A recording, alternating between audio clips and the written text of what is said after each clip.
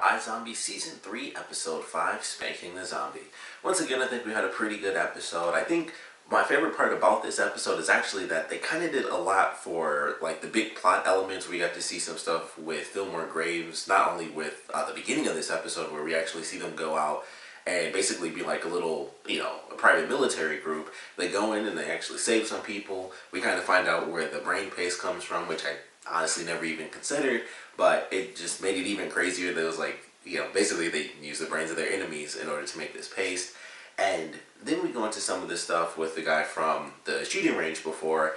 So the cop that's actually on that case, he knows that Clive and Liv have been going into things. He, of course, is mad about that. But they're able to utilize the information that they got from the detective.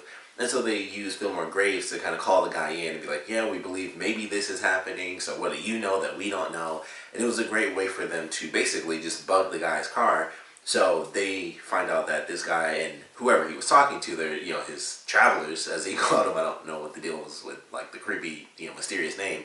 But him and his travelers, they know that, or, they have this suspicion, which, once again, they're right about, that the Chaos Killer victims were all zombies. So they already know about that. So now they know that they have to actually protect the victims that have officially been, kind of let out back into the public, because that's a pretty big deal. So they're easy targets, to kind of spot. So I thought that was an interesting idea that they kind of touched on. We got to see like a little bit of what's going on with Donnie and the scratching post, as he is the humble proprietor, as he said when he yells it to everybody. But I thought that was interesting. It doesn't, it seemed kind of out of place, but I still enjoyed seeing it just because I kind of like Donnie as a character because he's really silly. But it seemed kind of out of place. It didn't really go anywhere. It's literally like the first scene where he walks past the guy talking about the Utopian and stuff, and he's like, hey, I actually have a pure strain or whatever, so you can come with me. And then the second scene is that, I guess he had three scenes, because the second scene was them doing like the crazy air rock concert, which was a really funny scene. And so he scratches a guy, makes him a zombie. And the third scene is just them at the bar. Like, there was nothing with Blaine's dad. There was nothing about, anything too crazy. It was just he kind of brought one person in, and the bar was doing really well. And I'm assuming everybody there was already, they were already zombies. So it was like, they didn't really show him like make all these people zombies in the episode or anything like that. It was just, he's kind of going about the business and he's having a good time. So it was like, that's kind of weird. It didn't seem to really fit any sort of specific narrative outside of let's show Donnie having fun. So I still enjoyed it. I just thought it was kind of out of place in the episode, but I still like those scenes. And it does show a little bit of what's going on with the club and him kind of being the face of the club at this point. Even though the bodyguard did show up in this episode, he didn't do anything to help. But Donnie is kind of the face of the club at this point. So I'm curious if he's going to try to utilize that to get a little bit more power, which probably wouldn't be the best idea, but we'll see what happens there. But I did enjoy those scenes. The stuff that they did with Major, of course, was very emotional towards the end, where he's going through and he's trying to make it work as long as he possibly can. He has the big fit, and so his buddy ends up finding him and takes him to Liv and Robbie. Sadly, they determine that he has to, of course, take the cure. It's just way too late, but fortunately they get a little bit extra time to wait because they're able to save him, and they have to save him because the ones that he had were way too severe to give him the cure in that specific moment. So, they have a very emotional ending where the characters talk with each other, and Major, who mentions that he doesn't want the name that he has, but he and Liv have a really good final moment, and they actually have sex with each other, and it's just, them kind of coming back together after a super, super long time. And I thought that was very interesting, and I'm curious to see how things play out. If we don't end up getting the seemingly obvious reveal, it's hard to say. Like, I don't want him to actually forget. I would love for them to do the reveal where he actually does remember. But then at the same time, it's like, if that's the case, then it just puts Blaine back on the villain level, and now we have to see what the heck is going to happen there. So it's kind of up in the air, but I guess I prefer, it's a pretty, I shouldn't say a pretty crazy reveal, because that's been my guess since the beginning, that Blaine was lying the whole time. And now it's definitely my guess, because it's like, alright, well, maybe he did actually forget before, and now, he definitely remembers. So we'll see what happens. We still have to wait. I would assume 2 episodes. I thought we were going to find out at the end of this episode. Like, he'd take it and then we'd find out a little later. But, they kind of held it off. And then it's like, they decide to give him the cure at the very end of this episode. So we'll see what ends up happening in the next couple, depending on how long, how many days the next episode skips. We might get to see what happens to him. So I'm very excited either way, whether it's the next episode or the one after. I'm still looking forward to it. You know, whatever the reveal is going to be. If there is no reveal and it is legitimate that he loses his memories and Blaine never, you know, got his memories back or anything, we'll see what happens. I'm very curious if they truly decide to go that route. I wouldn't even know what to expect, because not only would he be human, but then he'd also have no memory. So I was like, do they tell him about the zombie stuff again? Do they kind of, you know, well, I doubt they push him away because he's like, you know, a big part of the team. So they wouldn't push him away, but it's like, do we get him like re-involved into everything that's going on? He won't remember anything or anyone. So it's like there's so many elements that he would have to relearn. It's not just the core, you know, group of characters. There's like his family and all this other crazy stuff. And it's like, man, how would that really play out if they decided to go with this memory loss thing? So admittedly, I'm very curious how it's supposed to play out in the end.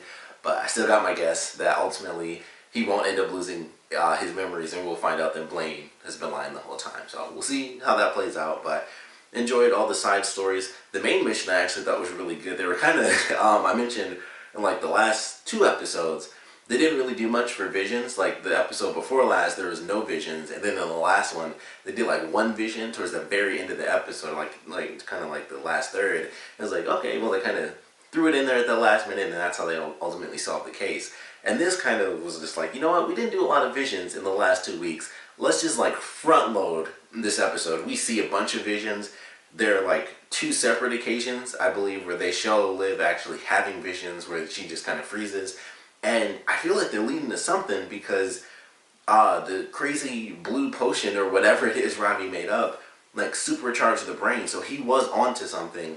And if that's what he was using the cure from, I would have to assume it worked. Like Liv was having like the most insane amount of, you know, memory flashes, and she's like, there was nothing triggering them. I was just having flashes all night long. And I'm like, well, that was like the whole thing that led to Ravi making his second cure.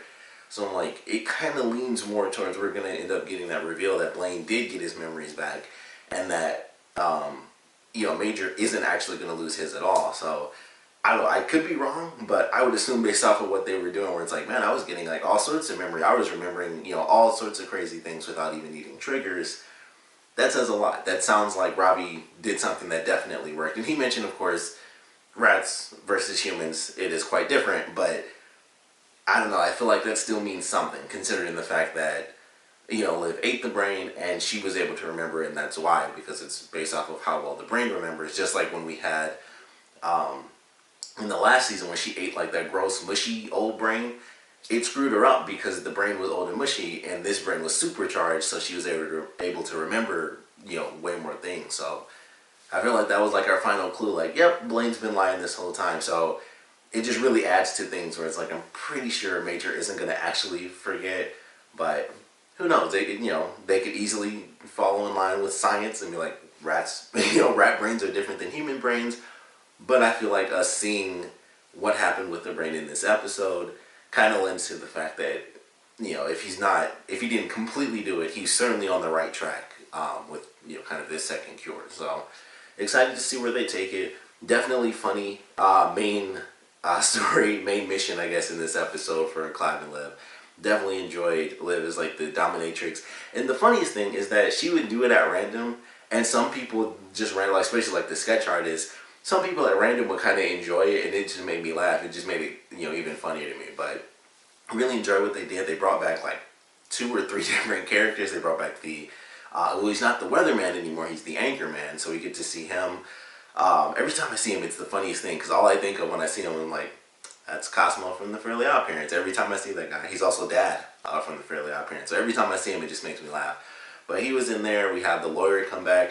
We find out both of them went to this dominatrix and stuff. So it was definitely good. And especially the lawyer, when there's like, you know, trying not to confirm or deny anything, so it's not on like public record that he definitely went to a dominatrix. He was like, I can neither confirm nor deny if I were there to have seen a peeping Tom, but if I were, I would definitely be sure that it's this guy. And it was like, he went all the way around that just so it wouldn't be on like public record that he was definitely there, and he, you know, was with the dominatrix. So I love the way they utilized the characters, and just how silly they were, like having the anchorman come in and be like, I really wish you guys wouldn't always come to me when it's prostitutes and stuff like that. And it was really funny because it's like, it's not just any other TV show. It's like, oh, we just assume that it's this guy, but in this one, it's like, nope. He constantly manages to show up when it's like a horror or anything random like that. And then he threw, I forgot exactly how it went, but he said something about like strippers and prostitutes, sure, but I would never go to a dominatrix. I'm married. I think it was, at first it was really funny because I'm like, that doesn't make any sense. He still went to strippers, but then he went into, I already give a bunch of money to a woman that destroys me and stuff like that. So just really funny the way they utilized the characters and kind of, brought them back into play. But it was definitely good, and it was simple too. Like Liv went in and said all this stuff, and the guy was like, "Yeah," and they were both just kind of shocked, like, "Oh dang, he didn't even skirt around it or try to do anything." It was just like, "Yep," and other stuff. He basically was just like, "Let's just say it was that plus other things," and they didn't even go into detail. He's just like, "All right, that's it, I'm done." And it was just surprised. I was as surprised as they were because they were just like, done. We're done here." So. Very interesting way to end it, but certainly a funny mission to go through. Extra details going into, basically the rest of the season with Major, of course, taking the drug, or taking the cure, I should say. Whatever's going to end up happening with this guy and the travelers who are going to be taking the fight to the zombies. Very excited for that. It feels like every time they do something related to that story, they just add a new element that makes it seem like they're definitely going to be headed to war by the end of this season. We'll see what happens with that because that would be insane. It would really change things up for the entire series if everyone knows the zombies exist. But I'm certainly looking forward to where they're headed. I think they did some really good plot lines leading into future episodes. And this episode in itself was definitely entertaining and quite emotional by the time we got to the end with kind of like our main trio of characters just in the house is going into like this unknown next step.